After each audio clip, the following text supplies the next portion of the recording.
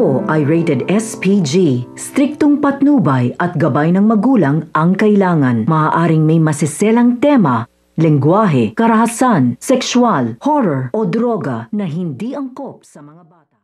Magkakaroon na nga ng pagkakataon ito nga si Moira na maghiganti nga dito nga kay Annalyn. Ngayon lang may posisyon na nga muli siya sa Apex dahil ito na nga magiging head officer sa administration. Kaya naman nag-aalala na nga ito nga si Annalyn dahil alam nga niya na pag-iinitan nga siya nito ni Moira at alam nga rin ito ni Doc Tanyag na pag-iinitan nga ito nga si Annalyn na anak niya. Kaya naman hindi niya hahayaan na mangyari. Naalipustahin nga lang ito at pipigilan nga ito upang hindi nga magawa nito ni Moira ang pagiganti kay Annalyn. Sa kabilang banda naman nga hindi pa rin natitigil nga ito nga si Moira sa paghihiganti kay Lynette at pupuntahan niya nga ito sa eskwelahan at dito nga muli siyang mag-iiskandalo.